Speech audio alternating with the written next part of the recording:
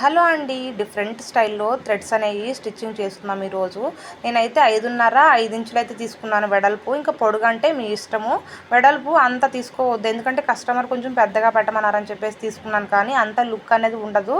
4 ఇంచులైతే సరిపోయిద్ది వెడల్పు. ఇంకా పొడుగేమో ఒక 10 ఇంచులు, 15 ఇంచులైతే సరిపోయిద్దండి. నేను కట్ చేసుకున్నాననమాట. కుట్టి మొత్తం డబల్‌కి కట్ చేసేసి 2 చేశాను దాన్నే. అప్పుడు సరిపోయింది నాకు. ఇలాగా ఫోల్డ్ చేసుకొని ఒక పాదం ఖర్చు పెట్టుకొని కుట్టుకోవాలన్నమాట. కుట్టుకొని తర్వాత చూడండి మనము దగ్గరగా ప్లీట్స్ అనేవి పెట్టుకోవాలన్నమాట. చూడండి అలాగా చాలా దగ్గరగా పెట్టుకుంటే కుచ్చులు చాలా నీట్గా వస్తాయి.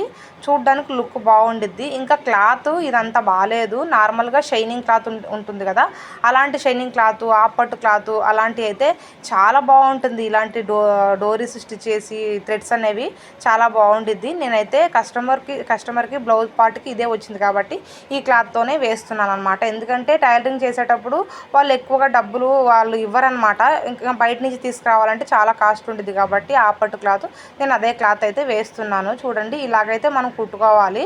కుట్టుకున్న తర్వాత ఏం చేయాలంటే ఇప్పుడు సమోసా షేప్లో క్లాత్ అనేవి కట్ చేసుకోవాలి.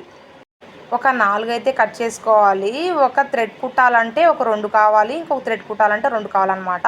అలా సమోసా షేప్లో కట్ చేసుకొని ఏదైతే మనం కుచ్చు పెట్టుకున్నామో ఆ కుచ్చుని కింది వైపు నుంచి అలాగా ఒక పాదం ఖర్చు చూసుకుంటూ కుట్టు అయితే వేసుకోవాలి. అదే షేప్లో కింద ఇలా రౌండ్ షేప్లో ఉంటుంది కదా, ఆ రౌండ్ షేప్తోనే మనం కుట్టుకోవాలన్నమాట.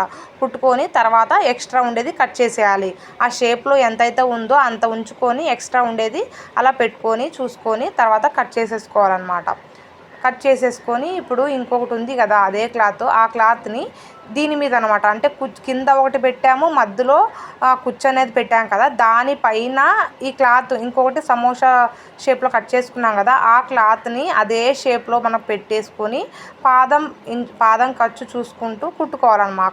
కుట్టుకొని తర్వాత ఆ రెండింటిని అలా పైకి తిప్పుకోవాలి. లోపలికి ఇట్లా బయటికి కుచ్చు అనేది రావాలి. బ్యాక్ సైడ్ ఫ్రంట్ సైడ్ ఉండేది పైకి వచ్చేసేయాలి. తర్వాత ఇప్పుడు పైన టాప్ స్టిచ్ అనేది ఒకటి వేసుకోవాలి. అప్పుడు నీట్గా షేప్ అనేది నీట్గా కనిపించిద్ది అనమాట. ఇలాగా టాప్ స్టిచ్ అనేది కుట్టుకొని నెక్స్ట్ డోరీ రెడీ చేసుకొని ఉండాలి. నేను ఆల్రెడీ డోరీ ఎలా రెడీ చేసుకోవాలో క్లాత్ తోటి చాలా సన్నగా వేసుకోవచ్చు.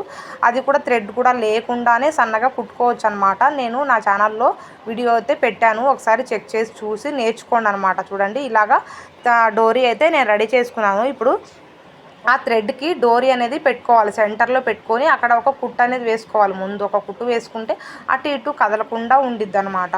కదలకుండా కరెక్ట్గా అదే షేప్లో ఉంటుంది. ఎందుకంటే కొత్తగా కుట్టే వాళ్ళు ఏంటంటే వాళ్ళకి స్పీడ్గా రాదు కాబట్టి వాళ్ళ కోసం అయితే చెప్తున్నాను. నార్మల్గా అయితే నేను సెంటర్కి పెట్టుకొని కుట్టేస్తాను. ఈ కొత్తగా కుట్టుకునే వాళ్ళు ఉంటారు కదా, వాళ్ళకి జారిపోతుందని చెప్పి అనుకుంటుంటారు కదా, వాళ్ళ కోసం అనమాట. ఇప్పుడు దానిపైన చూడండి అక్కడి నుంచి ఈ చివరి వరకు కుట్టుకోవాలన్నమాట. నార్మల్గా మీరు థ్రెడ్స్ ఎలా కుట్టుకుంటారో అలాగే కుట్టుకోవాలి.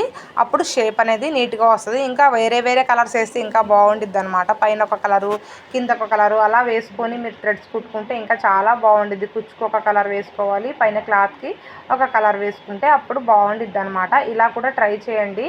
అంటే నేను నార్మల్గా మెథడ్లో చెప్పాను అనమాట, కానీ వెడల్పు అనేది చాలా ఎక్కువగా వచ్చింది. అంటే కస్టమర్ అలాగే అడిగారు, అందుకనేది పెద్దవి కావాలని చెప్పారు కాబట్టి నేను ఇలాగైతే స్టిచ్ చేశాను అనమాట. కానీ ఇది కూడా బాగుంది.